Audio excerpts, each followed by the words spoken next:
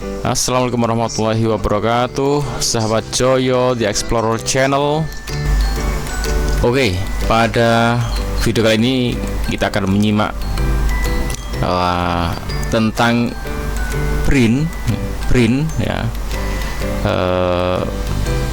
bikin sendiri mobil hidrogen.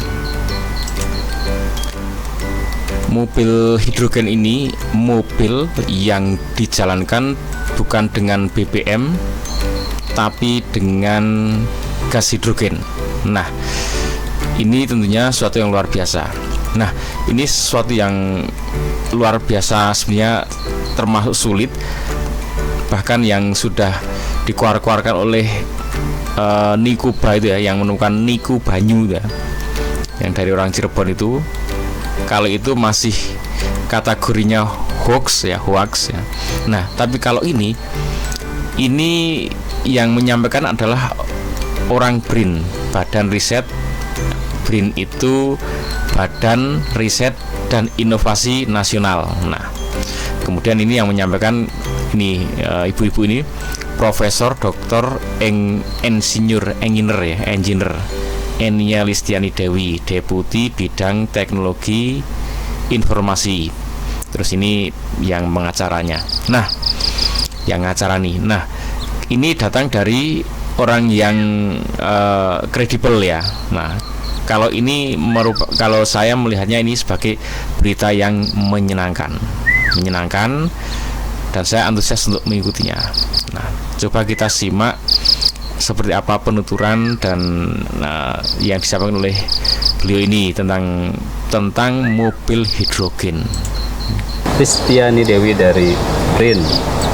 Nah, kita akan ngobrol-ngobrol mengenai mobil hidrogen yang viral banget nih, Bu. Di mana-mana saya lihat TV, lihat di media online, nggak ada henti-hentinya membahas mobil hidrogen yang ada di belakang kita ini. Kita langsung aja ya tanya-tanya nih soal mobil hidrogen, yang salah satunya adalah karya Bu Enia ini. Ibu Enia, apa kabar? Alhamdulillah. Makasih sudah meluangkan waktunya nih, sampai sibuk banget ya. Bu Enia, gimana sih akhirnya tercetus untuk membuat mobil hidrogen ini? Penelitian saya tuh dulu berawal dari tahun 2003 ya, setelah lulus doktor. Karena sejak di dokter saya membuat oksigen baterai. Karena di laboratorium tidak bisa menggunakan hidrogen, maka saya penelitiannya di bagian oksigen. Terus setelah di sini di Jakarta melanjutkannya dengan hidrogen. Jadi sudah dari awal ya kita membuat pemanfaatan dari hidrogen, mengkonversi hidrogen dengan oksigen menjadi air untuk menghasilkan listrik.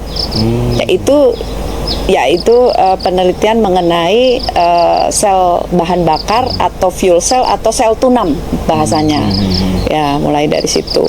Terus setelah bisa membuat fuel cell sendiri, terus mulai tahun 2012 tuh karena fuel cell yang kita buat itu bisa berguna untuk juga menjadi electrolyzer. Nah, iseng-iseng kita kasih arus. Jadi fuel cellnya bisa menjadi electrolyzer juga. Kalau kita kasih arus, lalu kita kasih air, jadilah hidrogen dan oksigen terpisah begitu. Nah, itu sudah kita lakukan lama ya. Lalu lebih kesini lebih kepada pemanfaatan fuel cellnya sendiri di transportasi atau nyoba di motor, mobil seperti itu. Lalu kita mempelajari gimana sih menggunakan hidrogen untuk bisa memutar motor listrik gitu. Lalu itu yang kita pelajari. Ini selesai pengerjaan ini sudah berapa lama ya? yang Kalau yang mobil hidrogen ini? oh ya, kalau mobil hidrogen ini baru tahun lalu ya. Oh, tahun lalu. Tahun selesai. lalu. Yang Jalan. satu lagi yang lebih kecil, ini kan ukurannya 2,5 kilowatt. Oh, iya. Kalau yang 1 kilowatt sudah 3 tahun lalu. Kalau yang motor sudah 12 tahun lalu. Yang motor masih bisa jalan. Oh. Gitu. Jadi kita membuktikan apa fuel cell-nya itu nggak tahan cuma 3 tahun, 5 tahun nggak, tapi sudah 12 tahun nih. Karena secara teori tahan 40 tahun. Oh, Gitu. Jadi kalau ini mobil ini nggak ada apa-apa, selama ada hidrogen, 40 tahun juga jalan.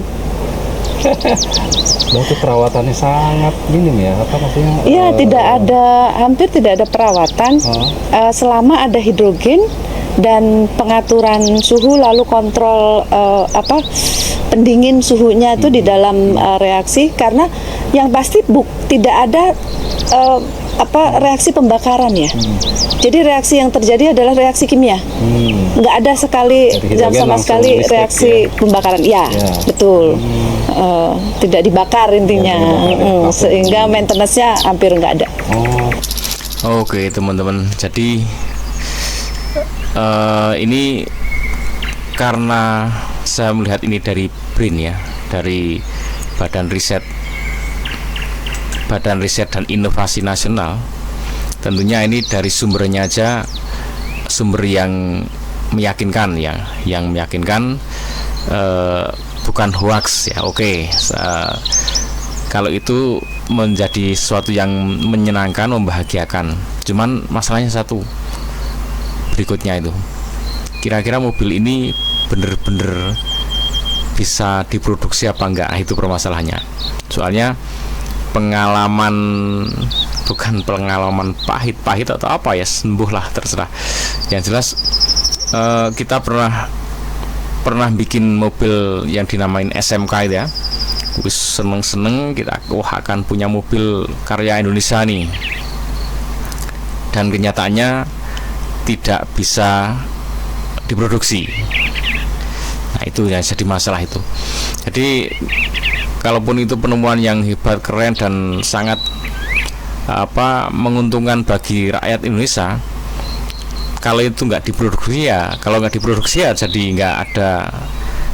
Saya sebagai rakyat Indonesia merasa nggak ada gunanya kalau cuman jadi pajangan, pameran ngalor ngidul ya kan. Ini keren, ini mudah, ini maintenance-nya mudah, ini awet, ini digunakan hemat. Tapi kalau nggak diproduksi dan nggak dijual ke masyarakat ya nggak ada gunanya gitu. Nah ini nanti akan kuat-kuatan dengan yang sudah menguasai Indonesia duluan, kayak Jepang ya, Toyota, Honda, Daihatsu, Suzuki, apapun ya, Cina yang udah menguasai itu. Nah itu kalau dia nggak mau digeser, terus dia keluarkan uang sama orang yang mau memproduksi ini, udah kamu nggak usah produksi deh, ini kamu butuh uang berapa sih, kasih uangnya ya kan. Ya sudah, akhirnya dia terus berhenti berpikir untuk sampai produksi, kan gagal produksi juga akhirnya, atau secara politis dihalangi apapun lah supaya nggak produksi, entah dengan kekuatan ekonomi atau kekuatan politis apapun, yang akhirnya nggak produksi ya akhirnya itu semua jadi hanya sekedar pajangan ya. Nah harapan saya sebagai rakyat Indonesia ya, itu benar-benar bisa diproduksi dan bisa dinikmati oleh bangsa Indonesia. Dan kalau itu memang benar-benar menguntungkan rakyat Indonesia, produksi, kalau perlu ekspor ya. Bisa ekspor, orang luar negeri bisa menggunakan, dan kita punya keuntungan secara ekonomi nasional, bahkan nggak cuman skala sektor-sektor kecil. Oke, ikuti terus Joyo The Explorer Channel. Jangan lupa like, comment, and subscribe. Ucapkan alhamdulillahirrahmanirrahim, karena ucapan itu yang akan menyempurnakan nikmat dan rasa syukur kita kepada Allah. Assalamualaikum warahmatullahi wabarakatuh.